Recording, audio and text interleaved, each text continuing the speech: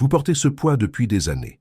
Et si je vous disais que Dieu n'attend pas que vous soyez guéris pour vous utiliser, mais qu'il vous utilise précisément à travers ce que vous avez traversé?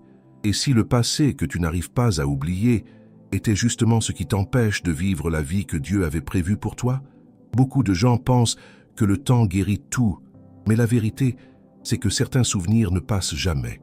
Ils restent dans l'esprit, dans le cœur et parfois même dans l'âme.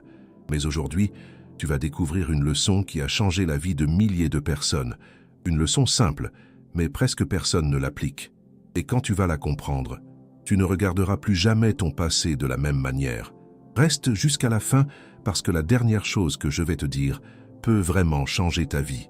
Il est des matins où l'on se réveille et où le passé est déjà là, assis au bord du lit, avant même que l'on ait prononcé le premier mot de la journée. Ce n'est pas un ennemi que l'on voit venir.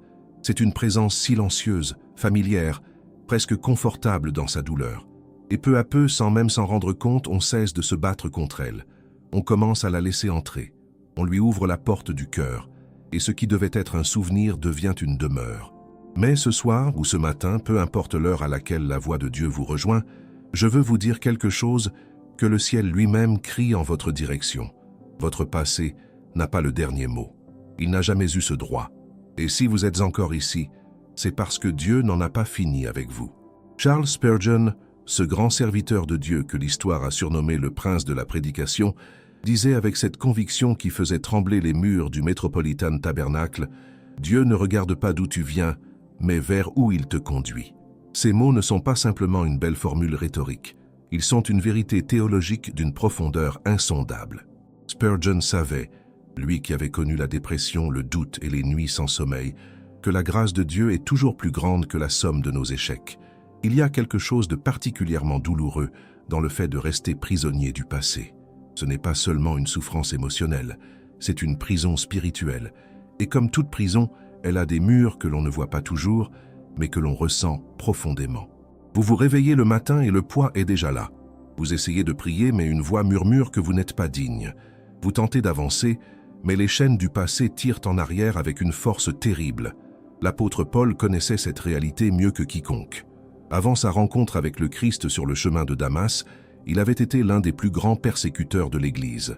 Il avait approuvé la mort d'Étienne, le premier martyr chrétien.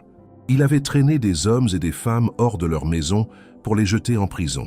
Si quelqu'un avait des raisons de se laisser écraser par le poids de son passé, c'était bien lui.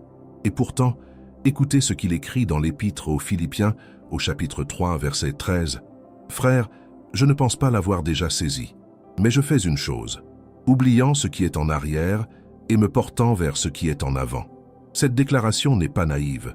Paul ne prétend pas que son passé n'existait pas. Il ne dit pas que ses péchés étaient sans conséquence.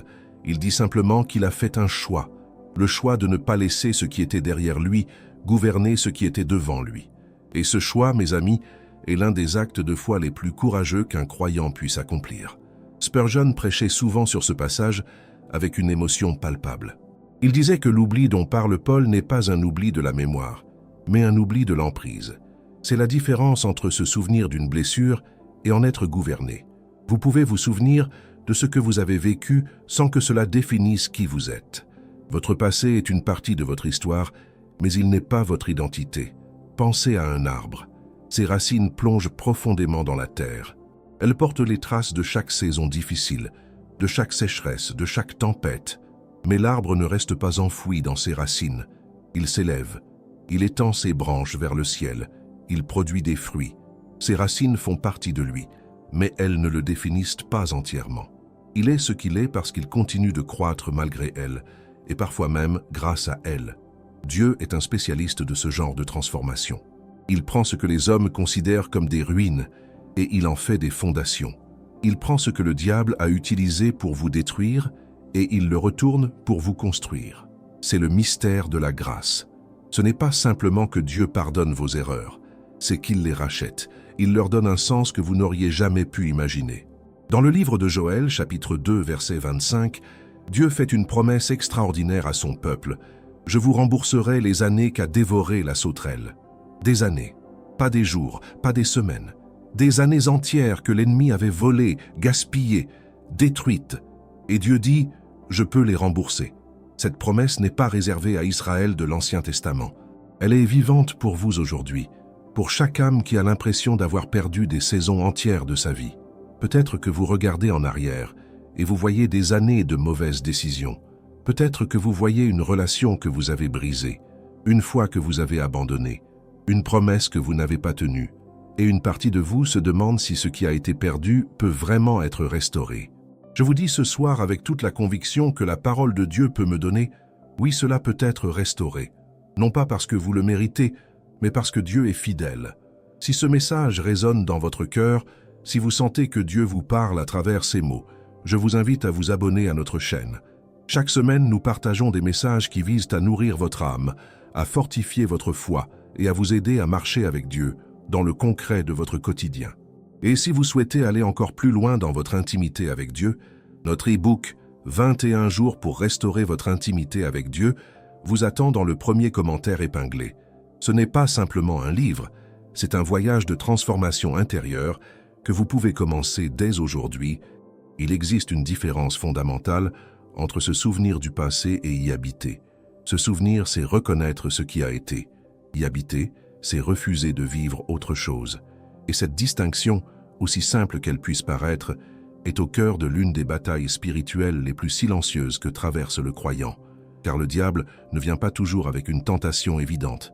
Parfois, il vient avec un souvenir. Un souvenir douloureux, honteux ou simplement mélancolique, qu'il place devant vos yeux juste au moment où Dieu essaie de vous montrer ce qui est devant vous.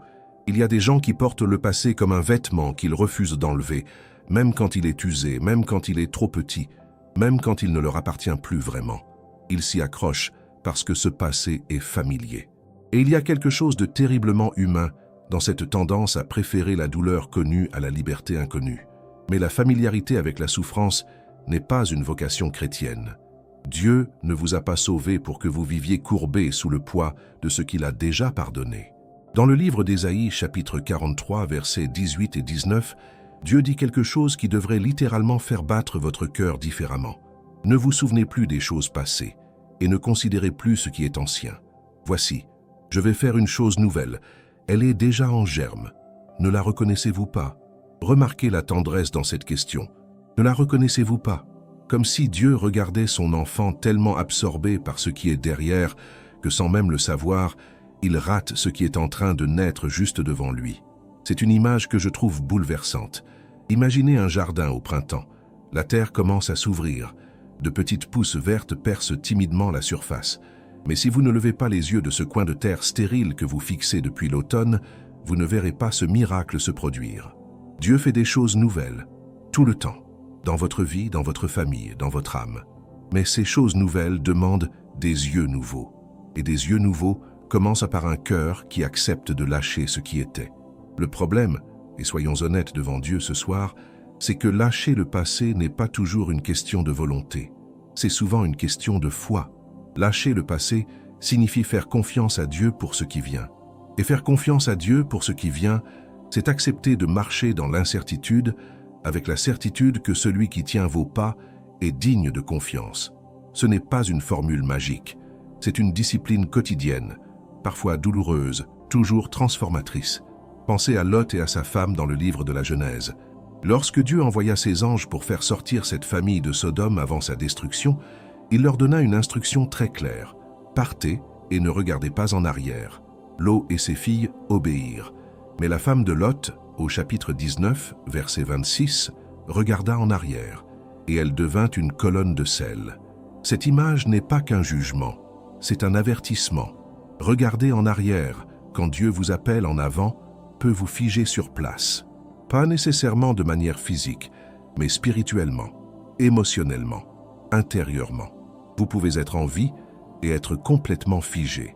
Vous pouvez respirer et être spirituellement immobile. Combien de personnes connaissez-vous? Peut-être êtes-vous vous-même l'une d'elles, qui sont restées figées à un moment précis de leur vie. Un divorce survenu il y a 10 ans qui définit encore toutes leurs relations. Une trahison subie à l'adolescence qui colore encore tous leurs liens adultes. Une erreur commise dans la jeunesse qui empoisonne encore leur rapport à eux-mêmes. Ce n'est pas vivre, c'est survivre. Et Jésus-Christ n'est pas venu pour que vous surviviez. Dans l'évangile de Jean, chapitre 10, verset 10, il dit avec une clarté absolue, « Je suis venu afin que les brebis aient la vie, et qu'elle l'ait en abondance. » La vie en abondance ne cohabite pas avec les chaînes du passé. Elle ne peut pas. La lumière et les ténèbres ne partagent pas le même espace. De la même façon, la plénitude que Dieu vous promet ne peut pas s'installer pleinement dans un cœur qui refuse de libérer ce que Dieu a déjà libéré. Et c'est là que réside l'une des ironies les plus douloureuses de la vie chrétienne. Parfois, nous souffrons non pas parce que Dieu ne nous a pas pardonné, mais parce que nous refusons de nous pardonner nous-mêmes. Dieu a tellement de miséricorde pour vous. Il en a tellement que si vous pouviez voir ne serait-ce qu'un fragment de cette miséricorde, vous tomberiez à genoux en larmes, non pas de honte, mais d'émerveillement. Dans les Lamentations de Jérémie, chapitre 3, versets 22 et 23, le prophète écrit au cœur de sa propre détresse, « Les bontés de l'Éternel ne sont pas épuisées, ses compassions ne sont pas à leur terme, elles se renouvellent chaque matin. » Chaque matin. Pas seulement le matin où vous vous sentez spirituellement fort, pas seulement le matin où vous avez bien prié. Chaque matin, sans exception, sans condition, sans limite, ce renouvellement quotidien des compassions de Dieu est une invitation permanente à recommencer, non pas à faire semblant que le passé n'existait pas, non pas à ignorer les conséquences réelles de vos choix, mais à croire que ce matin précisément, Dieu vous tend la main avec autant d'amour qu'il vous l'a tendu la première fois. Et que cette main n'est pas tendue pour vous ramener en arrière, mais pour vous porter en avant, vers quelque chose que vous ne pouvez pas encore voir, mais que lui, dans sa souveraineté infinie, a déjà préparé. Lâcher le passé est donc moins un acte de force personnelle qu'un acte de capitulation devant la grâce. C'est dire à Dieu, « Je ne comprends pas tout, je ne vois pas encore le tableau complet, mais je choisis de faire confiance à ton amour plutôt qu'à mes peurs. » Et dans ce choix, aussi tremblant qu'il soit, se trouve le début d'une liberté que vous ne trouverez nulle part ailleurs que dans les bras du Père. Maintenant que nous avons compris que Dieu nous invite à lâcher ce qui est derrière, une question très pratique se pose naturellement dans le cœur de chacun. Mais comment? Comment lâche-t-on vraiment ce passé qui colle à la peau comme une seconde nature? Comment libère-t-on un cœur qui a appris à survivre à travers la douleur et qui confond parfois cette douleur avec son identité la plus profonde? Ce n'est pas une question de faiblesse. C'est la question la plus courageuse que vous puissiez poser, et la parole de Dieu y répond avec une précision qui devrait vous couper le souffle. La première chose que Dieu nous enseigne, c'est que la libération du passé commence toujours par la vérité. Non pas la vérité que vous racontez aux autres, mais la vérité que vous osez enfin dire à Dieu et à vous-même. Il y a des gens qui sourient le dimanche à l'église et qui pleurent le lundi en silence. Il y a des gens qui citent des versets bibliques avec assurance et qui portent en secret des blessures que personne ne soupçonne. Dieu ne vous demande pas de performer votre guérison. Il vous demande de lui apporter votre brisure. Dans le psaume 51, verset 17, David écrit après avoir commis l'une des fautes les plus graves de sa vie. « Les sacrifices qui sont agréables à Dieu, c'est un esprit brisé. Tu ne mépriseras pas, ô Dieu, un cœur brisé et contrit. » David ne s'est pas présenté devant Dieu avec des explications ou des justifications. Il s'est présenté avec sa brisure, et Dieu, au lieu de le rejeter, l'a restauré. Au lieu de le condamner, il l'a relevé. Au lieu de lui rappeler indéfiniment ce qu'il avait fait, il lui a offert ce qu'il ne méritait pas, la grâce. La même grâce est disponible pour vous aujourd'hui, pour chaque partie de votre passé que vous n'avez pas encore osé déposer aux pieds de Dieu parce que vous pensiez qu'elle était trop lourde, trop sombre ou trop honteuse. La deuxième chose que Dieu nous enseigne, c'est que la libération du passé passe par le pardon. Et le pardon est peut-être l'un des actes spirituels les plus mal compris de toute la vie chrétienne. Beaucoup de gens pensent que pardonner signifie dire que ce qui s'est passé était acceptable. Non, pardonner ne signifie pas minimiser la douleur. Cela ne signifie pas prétendre que la trahison n'était pas réelle, que la violence n'a pas eu lieu, que la blessure n'était pas profonde. Pardonner signifie simplement refuser de laisser cette blessure continuer à vous gouverner. C'est poser le couteau que vous teniez contre vous-même. Dans l'évangile de Matthieu, chapitre 18, verset 21, Pierre s'approche de Jésus et lui pose une question qui révèle que lui aussi luttait avec cette réalité. « Seigneur, combien de fois pardonnerai-je à mon frère s'il pêche contre moi? Jusqu'à 7 fois. » Et Jésus lui répond, « Je ne te dis pas jusqu'à 7 fois, mais jusqu'à 70 fois 7 fois. » Ce chiffre n'est pas une équation mathématique, c'est une image de l'infinité. Jésus dit en substance, « Le pardon n'a pas de limite, parce que la grâce que Dieu vous a accordée n'en a pas non plus. Mais comprenons ceci avec toute la clarté nécessaire. Jésus ne demande pas ce pardon pour protéger celui qui vous a blessé. Il le demande pour vous libérer, vous. Chaque fois que vous refusez de pardonner, vous gardez la personne qui vous a fait du mal enfermée dans votre cœur. Vous continuez à lui donner un accès à votre paix, à vos nuits, à vos pensées. Le pardon brise ce lien. Il ne restaure pas nécessairement la relation, mais il restaure votre liberté intérieure. Et votre liberté intérieure est un territoire sacré que seul Dieu devrait gouverner. Il y a aussi une dimension du pardon que l'on oublie souvent et qui est parfois la plus difficile de toutes, se pardonner à soi-même. Certains d'entre vous ont reçu le pardon de Dieu intellectuellement. Vous savez que la première épître de Jean, chapitre 1, verset 9 dit « Si nous confessons nos péchés, il est fidèle et juste pour nous les pardonner et pour nous purifier de toute iniquité. » Vous connaissez ce verset par cœur, mais quelque chose en vous n'arrive toujours pas à y croire entièrement pour votre propre vie. Vous croyez en la miséricorde de Dieu pour les autres, mais vous vous excluez silencieusement de cette miséricorde. Cette exclusion n'est pas de l'humilité, c'est de l'orgueil déguisé, parce qu'elle revient à dire que votre péché est plus grand que la croix, que votre faute dépasse la capacité du sang de Jésus à la couvrir. Et cela, mes amis, est impossible. La croix est absolue, le sacrifice de Christ est complet.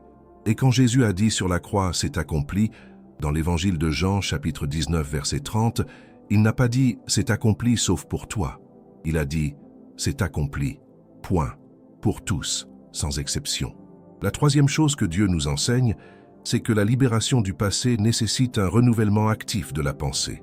Dans l'Épître aux Romains, chapitre 12, verset 2, Paul écrit « Ne vous conformez pas au siècle présent, mais soyez transformés par le renouvellement de l'intelligence. » Ce renouvellement est une action continue. Ce n'est pas un événement unique qui se produit le jour de votre conversion et qui règle tout automatiquement. C'est une décision que vous prenez chaque jour de nourrir votre esprit avec ce que Dieu dit de vous, plutôt qu'avec ce que votre passé murmure à vos oreilles. Chaque matin, vous avez le choix entre deux voix. La voix du passé qui dit « Tu as échoué, tu n'es pas assez, tu ne mérites pas mieux » et la voix de Dieu qui dit « Dans le livre de l'Apocalypse, chapitre 21, verset 5, « Voici, je fais toutes choses nouvelles. » Toutes choses, pas certaines choses. Pas les choses faciles ou les choses qui semblent récupérables.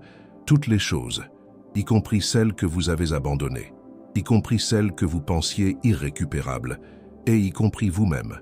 Choisir cette voie chaque jour, c'est le chemin concret vers une âme vraiment libre. Nous avons parlé de la vérité, du pardon et du renouvellement de la pensée.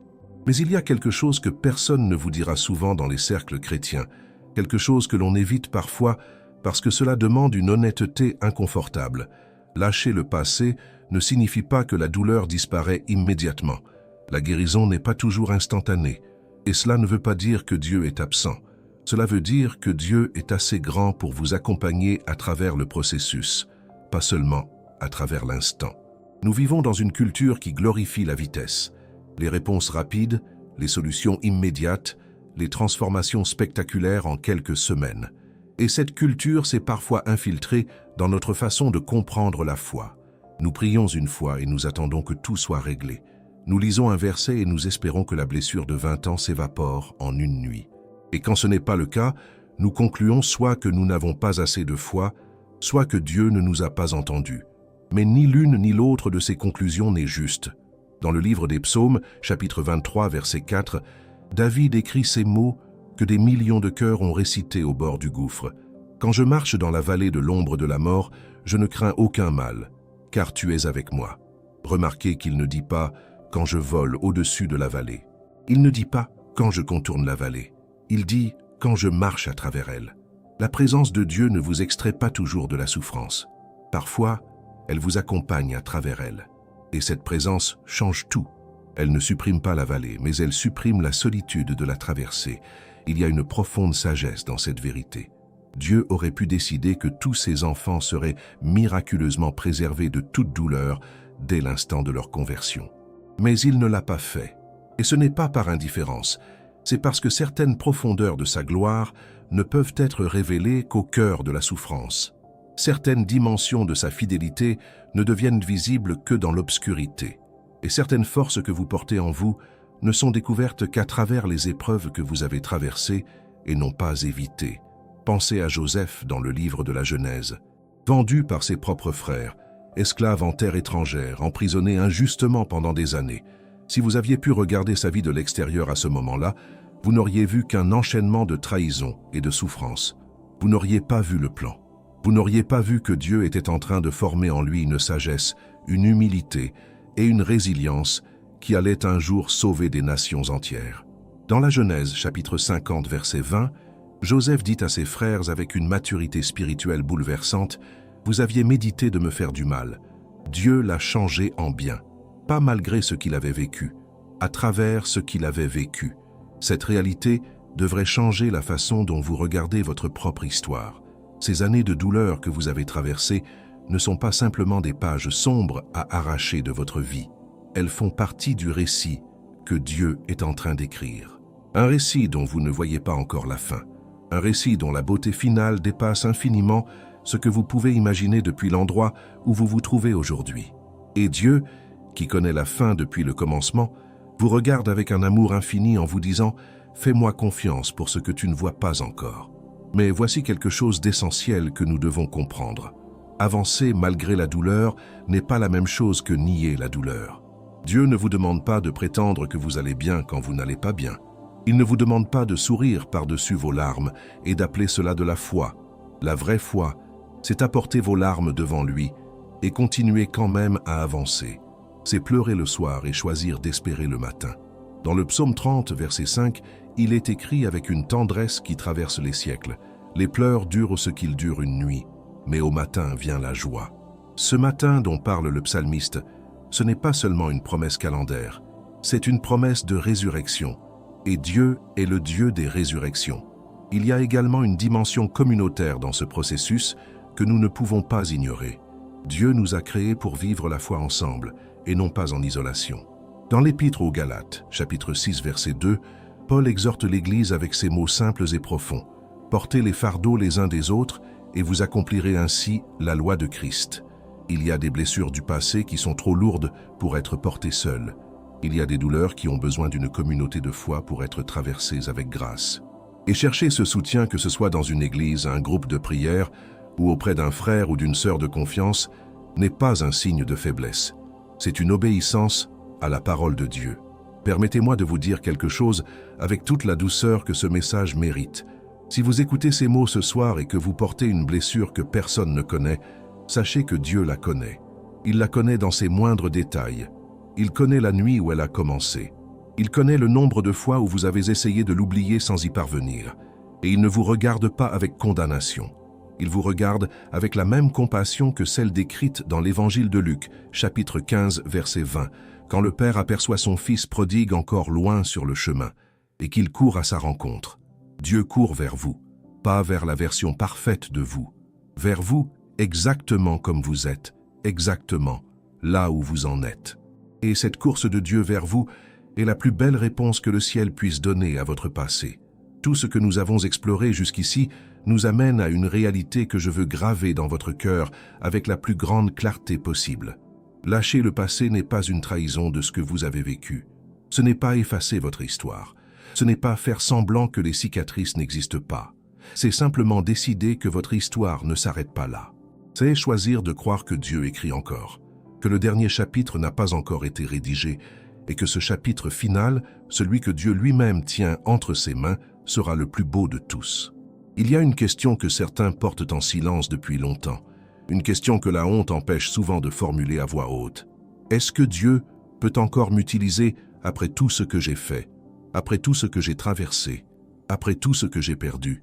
Et je veux vous répondre avec la pleine autorité de la parole de Dieu. Non seulement il peut vous utiliser, mais il le désire ardemment. Car Dieu n'a jamais choisi ses serviteurs parmi les parfaits.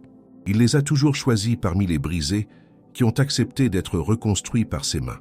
Regardez Moïse, un homme qui avait commis un meurtre, qui avait fui dans le désert, qui avait passé 40 ans dans l'obscurité de sa propre disgrâce.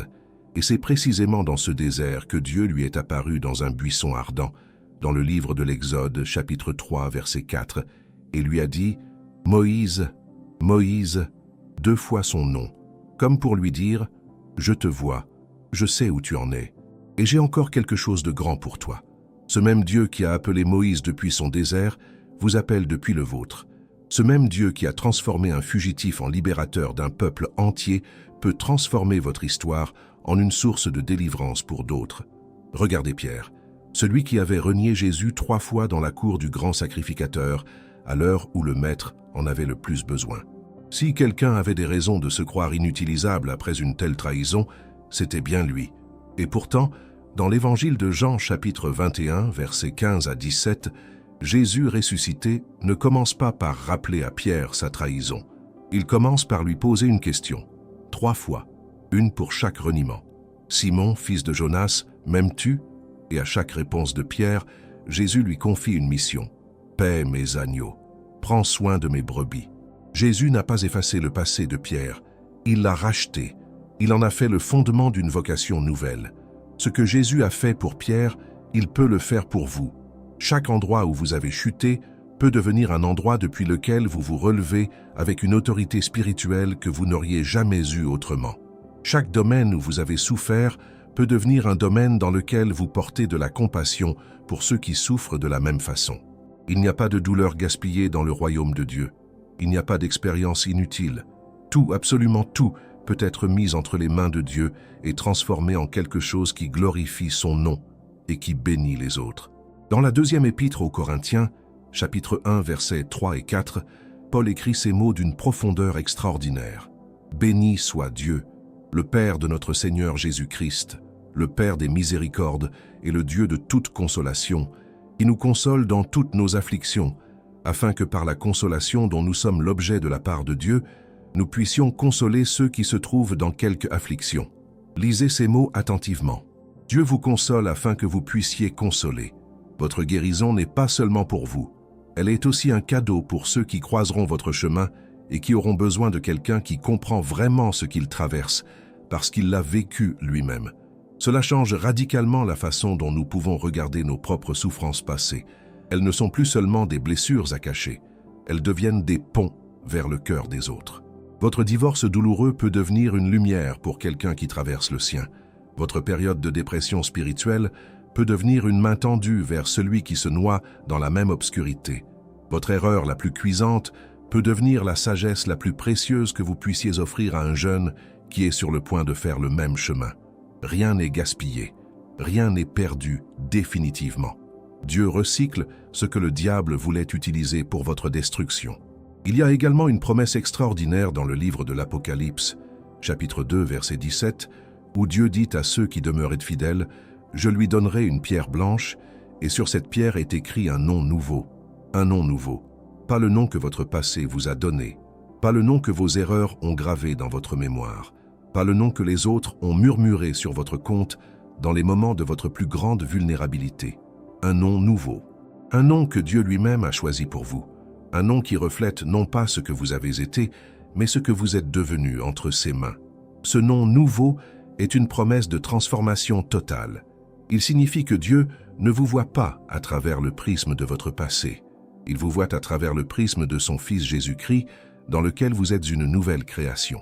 Dans la 2e épître aux Corinthiens, chapitre 5, verset 17, Paul l'affirme avec une assurance qui devrait faire vibrer chaque fibre de votre être. Si quelqu'un est en Christ, il est une nouvelle création. Les choses anciennes sont passées. Voici, toutes choses sont devenues nouvelles. Les choses anciennes sont passées, non pas parce que vous les avez oubliées, mais parce qu'elles n'ont plus le pouvoir de définir ce que vous êtes. En Christ, vous portez une identité que ni le temps, ni les erreurs, ni les trahisons, ni les échecs ne peuvent effacer. Et cette identité est le fondement le plus solide sur lequel vous pouvez bâtir votre avenir. Nous voici au terme de ce message, et mon cœur est plein de gratitude pour vous qui avez choisi de rester jusqu'ici. Laisser le passé derrière soi n'est pas une faiblesse. C'est l'acte de foi le plus courageux que vous puissiez poser aujourd'hui. Dieu vous appelle en avant. Il tient votre avenir dans ses mains, et ses mains sont les plus sûres qui soient. Si ce message a touché votre cœur, abonnez-vous à notre chaîne et activez la cloche pour ne manquer aucun message. Likez cette vidéo, laissez un commentaire pour nous dire ce que Dieu a fait dans votre cœur aujourd'hui.